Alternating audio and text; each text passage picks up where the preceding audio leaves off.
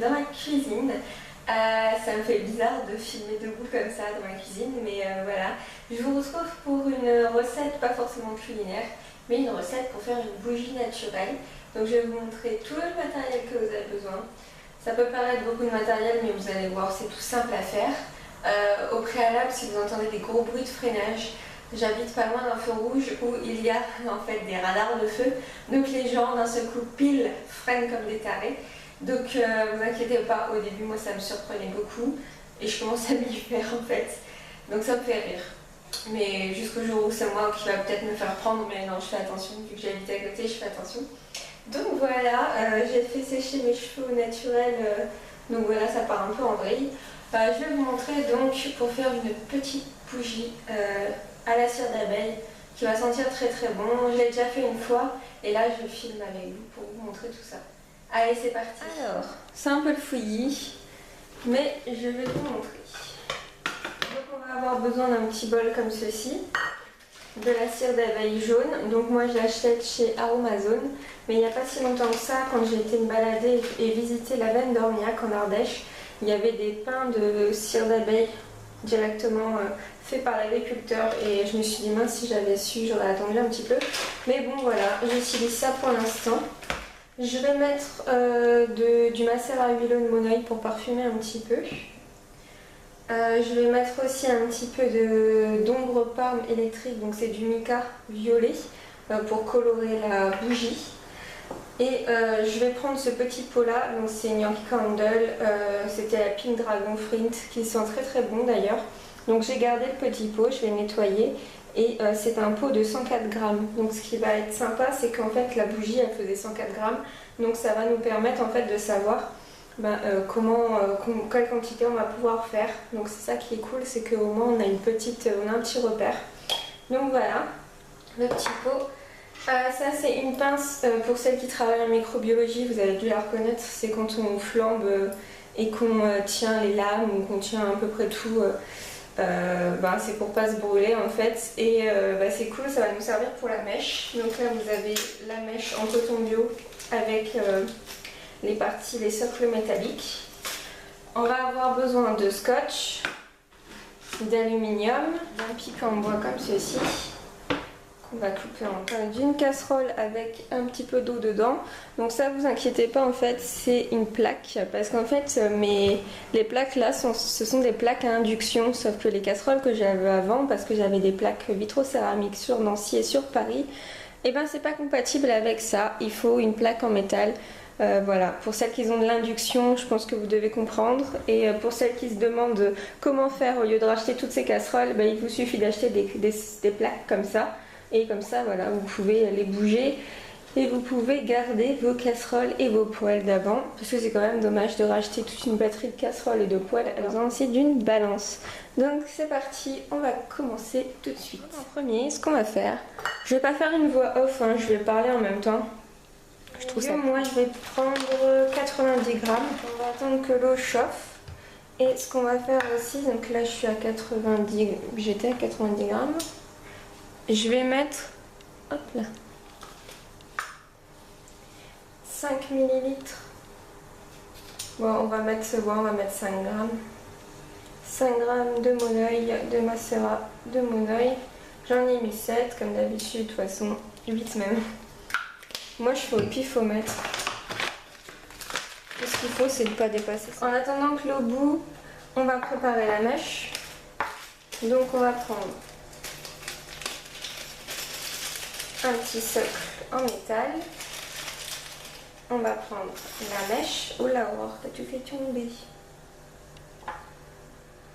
La hauteur du pot et un peu plus. Vous allez comprendre pourquoi, je vais vous montrer.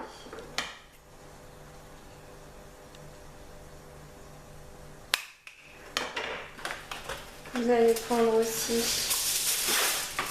un petit peu d'aluminium, voilà, que vous allez plier comme ça et replier encore, que ce soit un peu épais, assez rigide. Alors quand l'eau commence à bouillir ou à être bien chaude, ce que vous allez faire, c'est que vous allez mettre votre bol à l'intérieur et vous allez remuer en attendant que ça devienne complètement liquide. Ça commence à bouillir un peu. Donc ce qu'on va faire, c'est que de temps en temps, on va remuer. L'astuce, c'est de prendre la petite pince que je vous ai montrée tout à l'heure. Vous allez choquer le bol et vous allez remuer.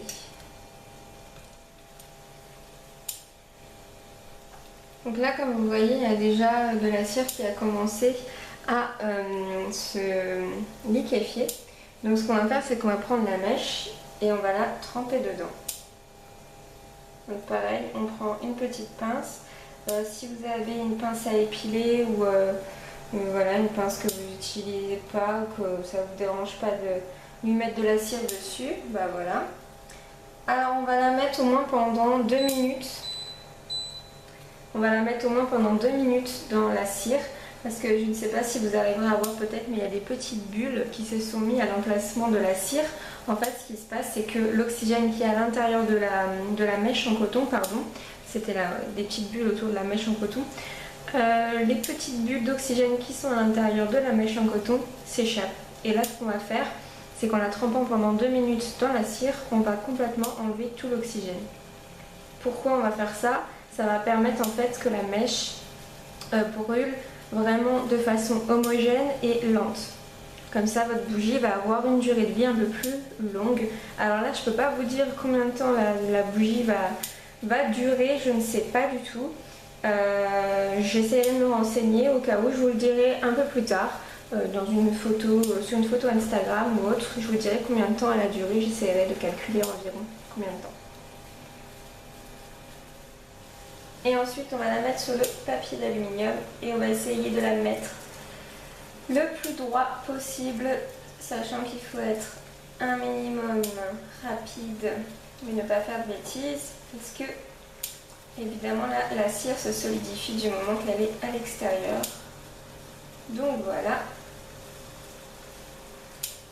Et ce que je vais faire, c'est que c'est pour que ça aille un petit peu plus vite. Je vais aller mettre le papier d'aluminium dans le congélateur. Je vais aller poser ça dans le congélateur. Et comme ça, ça va se solidifier beaucoup plus. Comme tout est fondu, je vais aller rechercher ma petite mèche. La petite mèche, on va bien appuyer au niveau du bout où on va le mettre dans le socle. Parce que là, vous voyez, avec la cire, ça a bien grossi. Et sinon, ça ne passera pas dans le socle. Voilà. On la descend bien jusqu'au bout. On prend une paire de ciseaux ou une pince. On va appuyer au bout du socle pour bien refermer la partie métallique sur la mèche. Comme ça, ça ne bouge plus.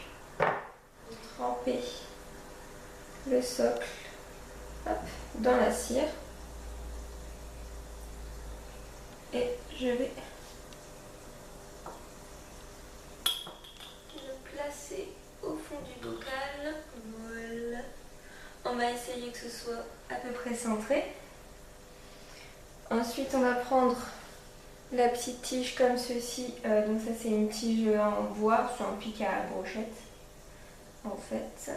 Et on va poser comme ceci. La mèche au niveau du pic en bois et on va plier par sécurité. Si vous voulez, vous pouvez mettre un petit bout de scotch, comme ça vous savez que la mèche est assurée. Pourquoi je fais ça? Je fais ça en fait parce que quand je vais basculer la cire à l'intérieur du pot, la mèche qui est rigide parce que je l'ai mis au congélateur, là, la cire chaude va réchauffer la mèche et la mèche peut complètement pencher ou s'écrouler. Ou voilà.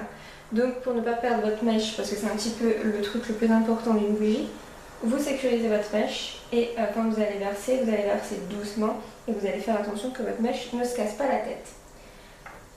Étape finale, on va mettre un petit peu de couleur. Alors ce qu'on va faire déjà, c'est sortir le petit bol de l'eau chaude.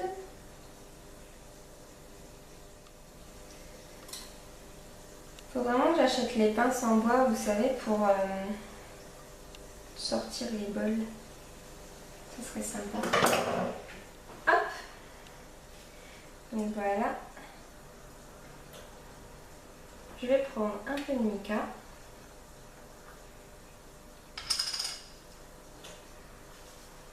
Et on va colorer.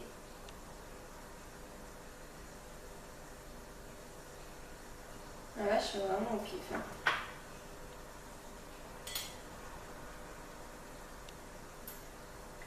On va remuer.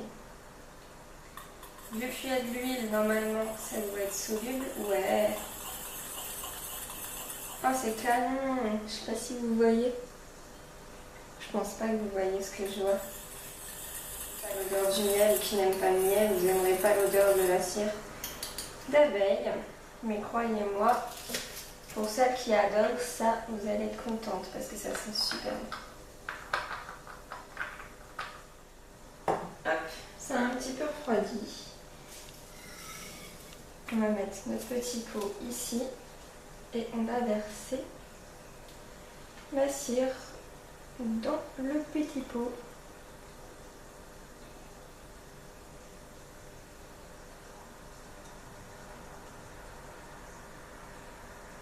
Vous voyez, la mèche elle bouge.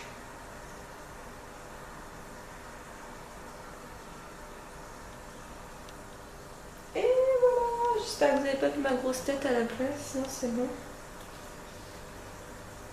Et voilà, la petite bougie est poulée. Nettoie les bords. Donc ce que je vais faire là, c'est que je vais attendre que ça se solidifie déjà à température ambiante. Donc je laisse ma petite mèche comme ceci. Et ce que je vais faire, c'est que quand ce sera vraiment solidifié, ensuite je vais finir la solidification dans le congélateur. Donc je vous montrerai ça après si vous le souhaitez. Donc voilà, on se retrouve tout à l'heure. Donc voilà, là elle a commencé vraiment à bien solidifier, au niveau des parois, un petit peu à la surface. Par contre je suis triste parce que du coup on voit plus du tout la couleur du mica. Donc je l'ai mis pour rien. Si vous savez comment on peut colorer des bougies, dites-le moi parce que je pense que, moi j'ai testé comme ça, je me suis dit tiens j'ai du mica, on va le mettre. C'était vraiment beau quand c'était mélangé dans le liquide qui était chaud, mais alors là on voit plus du tout.